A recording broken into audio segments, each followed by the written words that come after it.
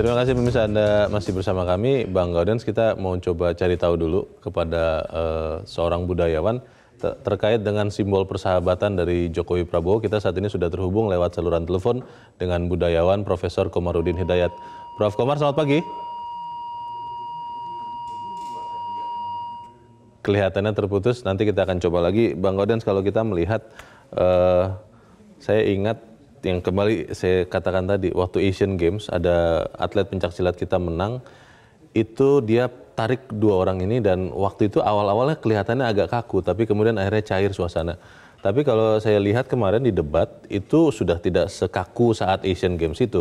Pertanyaannya adalah, apakah itu benar-benar tulus dari kedua pemimpin itu, dari kedua orang, Jokowi dan Prabowo, dan kemudian juga akan diikuti oleh para pendukungnya, karena kalau melihat di Twitter misalnya itu masih serang saja sampai saat kita mau siaran ini masih ada saling menyerang, bahannya adalah hasil debat kemarin. Bagaimana? Ya, kalau hubungan pribadi Jokowi dan Prabowo itu sebetulnya baik ya. Ketika Prabowo kalah di 2014 dan saat Jokowi dilantik di istana, Prabowo datang dan memberikan salam hormat kepada Jokowi. Kita lihat juga pada pembukaan kampanye 23 September 2018 pada saat kampanye dimulai, Jokowi bergandengan tangan dengan Prabowo. Kemarin kita lihat juga seperti itu ya. Pertanyaannya, mengapa di tingkat angka rumput di antara pendukung kedua kubu ini tidak ada kebahagiaan seperti yang ditebarkan itu tidak tampak terlihat. Bagaimana bermusuhan? Kalau kita lihat misalnya bagaimana ujaran kebencian, berita bohong, hoax itu selama bulan Maret 2019 saja ada sekitar 453 hoax yang tercatat. Dan dari 143 itu ada 130 yang terkait dengan Pilpres yang menyerang masing-masing calon ini. Bang Gaudens, kita coba cari tahu kenapa semacam ada perbedaan di tingkat elit ke akar rumput. Kita akan coba hubungi lagi Profesor Komarudin Hidayat. Prof. Komarudin, selamat pagi. Selamat pagi. Ya, Prof. Komar, kita melihat ada contoh yang baik yang disampaikan oleh Jokowi dan Prabowo berpelukan terakhir kemarin. Tetapi kalau melihat di bawah, para pendukung masing-masing, kalau tadi pagi sebelum saya siaran ini, saya melihat Twitter, Prof, itu masih saling serang, dan yang ironisnya bahan terbaru untuk saling serang itu adalah hasil debat malah. Nah ini kenapa tidak turun dari pemimpin sampai ke pendukung yang paling bawah, Prof? Iya, ke elit seperti Pak Prabowo sama Jokowi itu ada dua mungkin ya alasannya. Satu, keduanya memang sudah pada level negarawan. Jadi antara mereka bersahabat. Kan sudah mapan hidupnya kan mereka dua-duanya itu kan. Artinya secara ekonomi, psikologis, politis, semuanya dua-duanya itu kan nggak jauh beda kan. Dari ideologi apa sih bedanya dua-duanya? Tidak ada alasan yang sebenarnya untuk saling berantem, dua-duanya itu kan nggak jauh beda. Kedua, mereka ingin memberikan satu sinyal gestur bahwa perdebatan dan perbedaan itu tidak harus jadi permusuhan. Nah itu pesan yang bagus pendidikan politik. Hanya saja di masyarakat bawah itu kan beda. Ada yang Pilpres dan Pileg ini kan to be or not to be, zero sum game. Kalau kalah ya masuk kotak, ada kerugian moral, material, emosional luar biasa kan. Dan kedua, ada yang memandang ini satu suasana layaknya sebuah peperangan. Ada lagi yang memandang ini hanya ritual demokrasi 5 tahunan, biasa saja. Nah, bagi masyarakat yang di bawah, bagi yang memandang bahwa ini sebuah seakan-akan to be or not to be, zero sum game, bahkan ada yang memutuskan sebagai perang. Nah ini kan all out. Kalau memang ada perbedaan itu, Prof, apakah memang tidak ada dampak yang bisa ditimbulkan oleh pemimpin? Apakah misalnya tidak bisa Jokowi dan Prabowo bicara ke para pendukung masing-masing ini tuh hanya ritual 5 tahunan seperti yang tadi Prof. Komar katakan. Jangan kemudian benar-benar baperan bawa perasaan begitu rupa atau bahkan sampai mengatakan bahwa ini adalah hidup atau mati dalam arti yang sesungguhnya. Tidak bisa dilakukan itu, Prof? Mestinya bisa, tapi apakah bisa efektif ya? Karena masyarakat ini sudah ibarat berjalan, lari sudah semakin kencang, itu kan sulit direm. Lebih mendekati garis finish. Jadi mesin emosinya, politiknya itu sudah jalan. Kalau di kalangan elit pusat, saya kenal betul para wakil-wakil rakyat beda partai. Mereka kan kawan dekat, bersahabat. Di depan TV aja pura-pura debat, di belakangnya mereka itu kawan baik. Tapi itu kan di atas, di bawah tidak seperti itu ternyata. Oke. Nah ini tugas para parpol mestinya. Nah itu dia. Ini mereka tanggung jawab. Jadi kalau terjadi polarisasi, salah satu yang bertanggung jawab itu elit parpol. Mereka harus memberikan contoh yang baik dan kalau pecah mereka berkewajiban untuk merajut kembali. Oke. Ini tugasnya elit parpol ya. Baik, Prof. Komarudin Hidayat, terima kasih sudah mencerahkan kami pagi ini. Selamat pagi, Prof. Selamat pagi.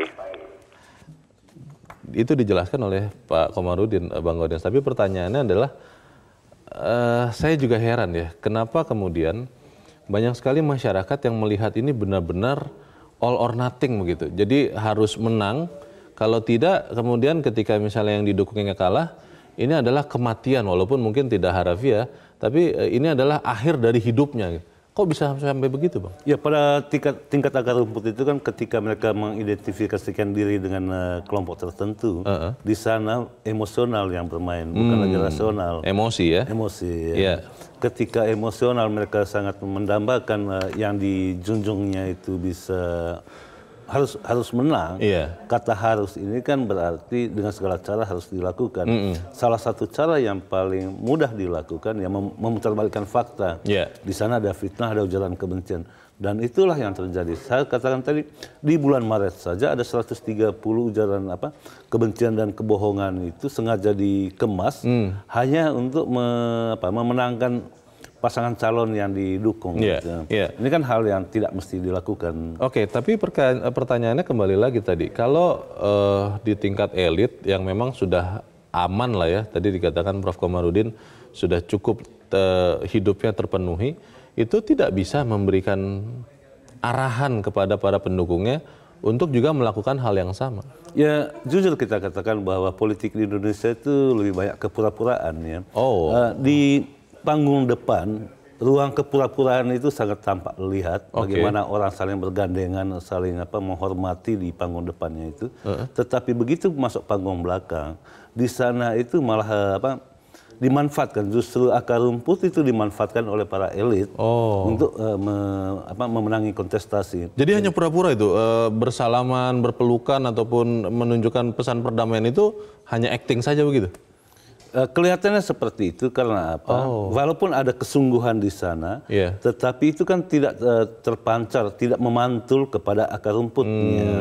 Ketika akar rumput itu berbeda dengan elitnya, tentu di sana itu ada politik kepura-puraan. Oke, kalau begitu apa jalan keluar dari permasalahan ini, Bang? Kalau kemudian ternyata apa yang ditunjukkan oleh elit menunjukkan persahabatan, perdamaian, tidak efektif kepada para pendukungnya. Ya, kita harus kembali kepada akar sejarah kita. Tadi saya memberi contoh bagaimana Bung Karno dan Bung Hatta itu berbeda tetapi mereka tetap bersahabat.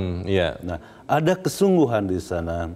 Nah, mereka sudah pada tataran negarawan. Tadi Prof. Komar itu menyebut Jokowi dan Prabowo itu sudah pada tataran negarawan. Mestinya ada yang negarawan itu memancarkan, memantulkan kewibawaan sehingga pada akar rumput juga mengikuti mereka gitu. Sekarang kan tidak gitu ya. Pertanyaannya begini, Bang, ketika kita di zaman sekarang mungkin sangat langka menemukan persahabatan di antara tokoh-tokoh politik yang sering berseberangan pandangan politiknya. Lalu masa lalu sebetulnya ada contoh-contoh, tapi kita banyak yang malas membaca, lupa sejarah. Lalu bagaimana masa depan bangsa kita untuk meneruskan persahabatan itu? Kita akan bahas di bagian berikut. Pemirsa tetap bersama kami, Editorial Media Indonesia segera kembali.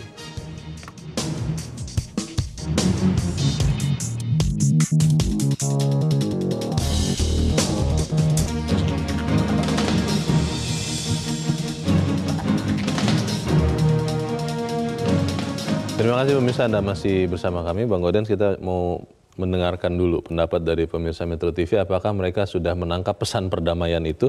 Kita sudah terhubung dengan pemirsa Metro TV di Aceh, ada Pak Mauhalizar. Pak Mauhalizar, selamat pagi. Selamat pagi Bung Leo, selamat pagi Metro, selamat pagi Indonesia. Yes. Selamat pagi. Bagaimana Pak Mauhalizar, pendapat Anda Pak? Wow sekali. Wow. Ini keren banget.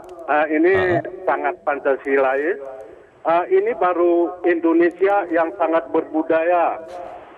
Betul kata Jokowi bahwa antara ia dengan Prabowo dari sejak tahun 1900-an mereka memang sudah bersahabat.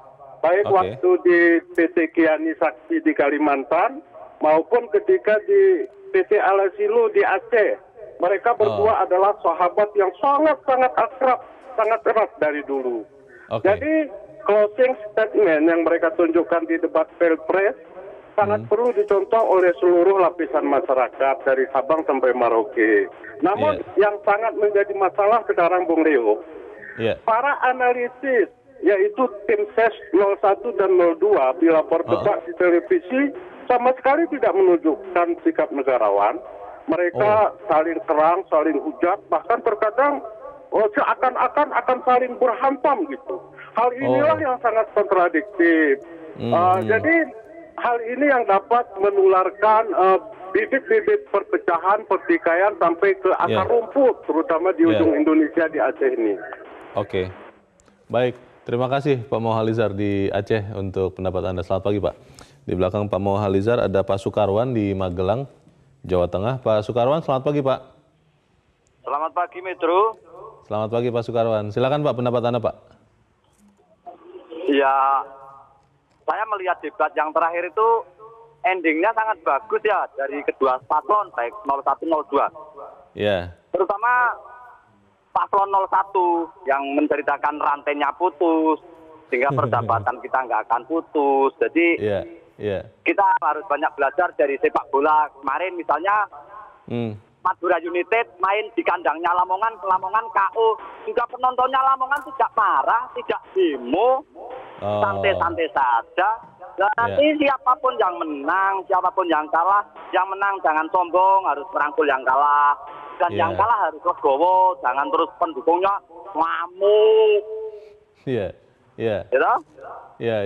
Nah, jangan lagi ada kata-kata pertarungan, perang badar. Ini kan pesta itu ibarat pesta perkawinan itu dapat kondangan kan dengan damai, makan-makan di tempat kondangan. Namanya pesta. Masa pesta demokrasi gontok-gontokan terus. Pak Sukarwan. Ya. Kalau masih ada yang masih mengatakan ini perang badar harus kita menangkan begitu, itu untuk orang itu seperti apa Pak? Ya, kita sebagai warga negara yang baik tidak tinggal diam, artinya tidak luweh kabeh, tidak harus peduli-nya. Kalau ada orang bilang itu harus meluruskan, harus klarifikasi. Oh jangan, ini bukan perang badar. Orang yang bilang perang badar itu ya kurang benar lah, kurang betul, keliru tuh. Ya harus kita luruskan karena masyarakat tuh cerdas. Nanti betik-betik Allah ketoro siapa yang benar-benar di hati masyarakat tuh tepat kan dia pilih kan rahasia atau Pak. Baik. Terima kasih Pak Sukarwan di Magelang, Jawa Tengah untuk pendapat Anda Pak. Selamat pagi. Di belakang Pak Sukarwan ada Pak Nugroho di Jakarta. Pak Nugroho, selamat pagi Pak. Kelihatannya terputus. Kita akan coba ke Pak Edward di Bengkulu. Pak Edward, selamat pagi Pak. Selamat pagi media Indonesia. Selamat pagi Indonesia. Selamat pagi Pak Edward. Silakan Pak pendapat Anda Pak. Seperti yang diuraikan tadi bahwa ada contoh dari negarawan-negarawan era zaman revolusi dulu yaitu tahun 1945. Ada Soekarno dan Hatta. Sebenarnya bangsa Indonesia itu begitu wataknya. Tetapi setelah terakhir-akhir ini dengan membanjirnya provokator-provokator yang luar biasa, setiap hari menghujami ke hati bangsa Indonesia sehingga bangsa Indonesia jadi emosional. Perpecahan yang terjadi di garis bawah ini di atas itu tulus enggak untuk bersahabat, tulus enggak untuk bersaudara. Mereka bukannya kita bukan mengadu dua orang calon pemimpin. Kita ini kontestasi. Kan bukan mengadu, cuma perlombaan aja lah. Lomba ya. Bukan mengadu, lomba aja. Semuanya harusnya kalau berpikirnya untuk kebaikan bangsa dan negara, tidak ada yang saling menghujat, tidak ada saling mencela, tidak ada saling fitnah. Seharusnya kalau memang untuk kepentingan negara, kita lihat Bung Hatta tidak senang dengan program Soekarno. Dia dia sampaikan di dalam forum-forum tertentu, bukan disebarluaskan kepada masyarakat. Apalagi di era sekarang yang sudah medsos ini luar biasa, begitu disampaikan, itu menyebar, dan yang menerima itu belum tentu cerdas. Belum tentu cerdas, dan mereka menerima apa adanya. Tapi kalau yang seharusnya disampaikan oleh senegarawan itu adalah demi kebaikan bangsa. Bukan ambisi kekuasaan, bukan ambisi kepingin menjadi penguasa, bukan. Tapi mereka ingin bagaimana rakyat ini sejahtera. Nah ini yang harus dijaga. Baik, terima kasih Pak Edward di Bengkulu. Selamat pagi Pak. Di belakang Pak Edward ada Pak Poli di Ambon, Maluku. Pak Poli, selamat pagi. Pagi Bang Teo, pagi Bang Goden, pagi Metro TV, pagi Indonesia. Selamat pagi, silakan Pak Poli. Saya mau mengatakan begini, kalau memimpin Indonesia ini kan harus menghargai dari Sabang sampai Merauke, dari Miangas sampai dengan Pulau Rote. Nah kalau contoh dari pimpinan seperti Pak Prabowo dan Pak Jokowi, ada 3 unsur di sana Pak.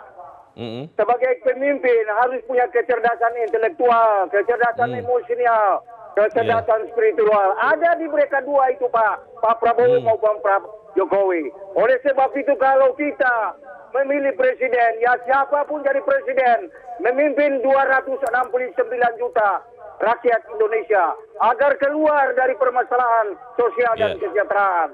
Saya mau mengatakan terakhir Bang Meleo dan Bung Goden, Pancasila yang diakui oleh kedua paslon presiden adalah satu-satunya ideologi yang dipakai bagi seluruh rakyat Indonesia. Ada nilai di sana Pak, nilai persatuan dan kesatuan bagi rakyat Indonesia. Terima kasih Bung Goden, selamat pagi.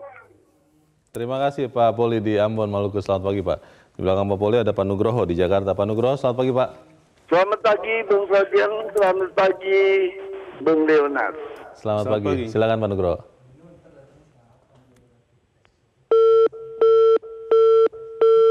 Sayang sekali kelihatannya terputus, mohon maaf Pak Nugroho.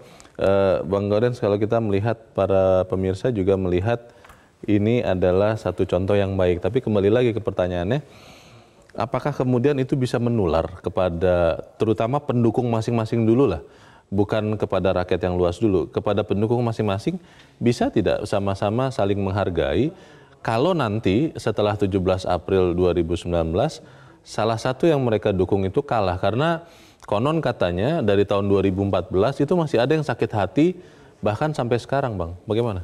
Ya mestinya sih bisa ya, cuman persoalan tadi kan seperti yang dikatakan oleh Pak Edward ya, bahwa sekarang itu banyak sekali provokator. Sekarang ini sebagian orang yang mendukung pasangan calon itu bermata pencarian di sana gitu. Mendapatkan penghidupan dari kontestasi ini? Ya. Banyak orang yang memelihara konflik untuk mendapatkan keuntungan. Memang disengaja begitu? Ya, justru itulah yang disebut provokator itu.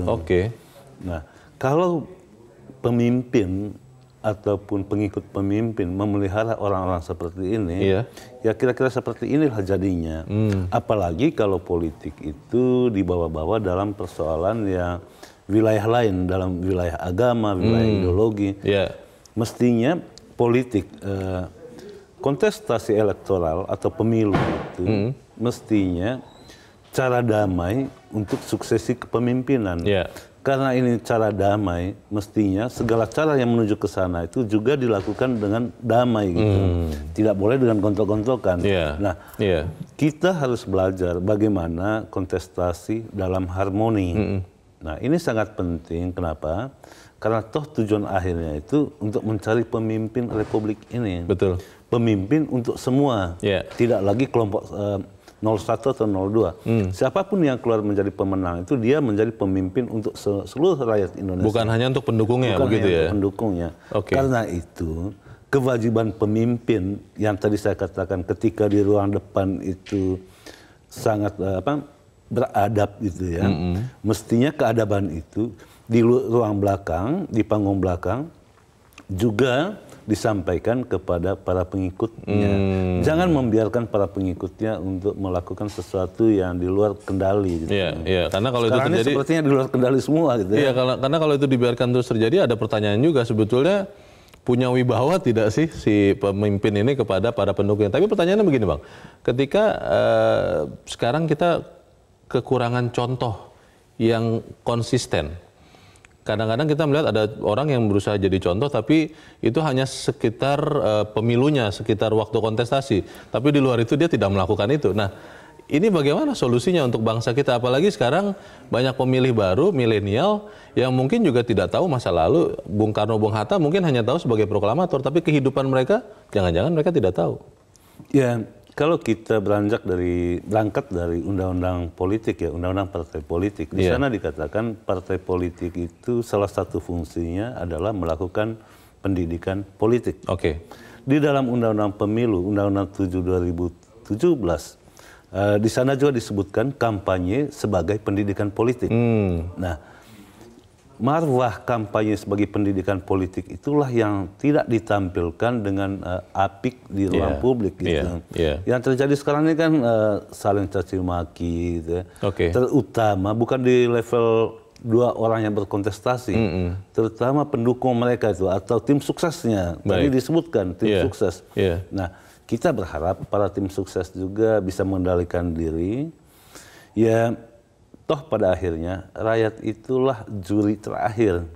Siapa yang menang itu ditentukan oleh pemilih gitu. Pertanyaannya adalah begini Bang, apakah memang betul proses pemilu ini, dinamikanya ini adalah proses pendewasaan yang membuat bangsa kita menjadi lebih dewasa secara politik, atau jangan-jangan ini bisa jadi jalan untuk kehancuran bangsa? Kita akan bahas di bagian berikut. Pemirsa tetap bersama kami, Editorial Media Indonesia segera kembali.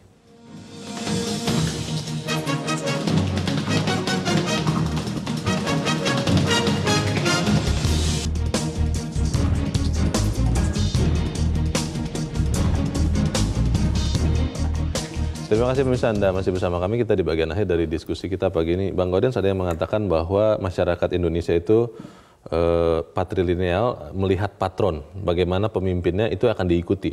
Pertanyaannya adalah bagaimana benar-benar menghilangkan efek negatif dari kontestasi ini, karena konon katanya dari pemilu presiden 2014 itu masih ada yang sakit hati sampai sekarang, yang kemudian masih belum sembuh juga. Bagaimana Bang?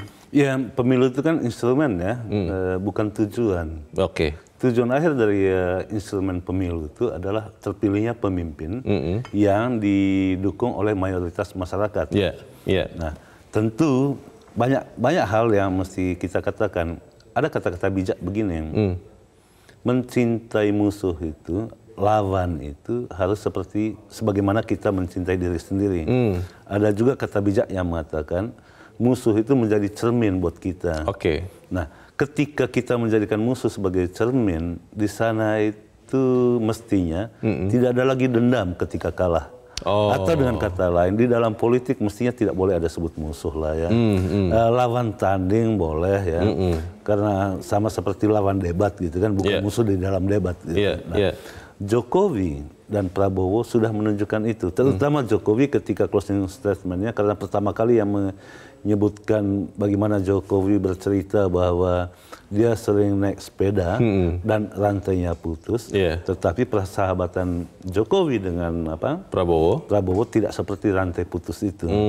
Itu sangat menunjukkan seseorang yang punya kecerdasan emosional yang tinggi gitu. Nah, kita berharap kecerdasan emosional itu juga ditularkan kepada para pengikut masing-masing calon pemimpin ini gitu. Kalau begini, bisa tidak kita optimis bahwa apapun hasilnya 17 April nanti, pemilu itu akan tetap aman? Karena beberapa orang bertanya Bang, dengan kekhawatiran kalau saya lihat di wajahnya, aman tidak sih Pak Leo tanggal 17 April? Kita bisa tidak sih ke TPS? Karena konon katanya kalau yang ini kalah, akan ada keributan, ada yang lain-lain. Itu masih ada loh Bang. Ya, saya menganggap memang harus jujur kita akui bahwa provokator itu selalu ada ya. Bahkan ada yang mengatakan begini, kalau kita kalah nanti tidak perlu membawa persoalan kepada Mahkamah Konstitusi, malah menggerakkan people power gitu. Nah itu. Ini kan orang-orang yang sudah pada titik putus asa gitu ya, ketika sudah tahu bahwa akan kalah gitu, tiba-tiba berubah strategi ingin memanfaatkan massa. Nah, upaya-upaya memanfaatkan massa inilah yang kita sebut provokator itu, atau mereka yang tidak cerdas. Gitu. Nah, kita berharap Prabowo maupun Jokowi, siapapun yang menjadi pemimpin di antara keduanya nanti, mestinya mampu mengendalikan massanya masing-masing. Gitu.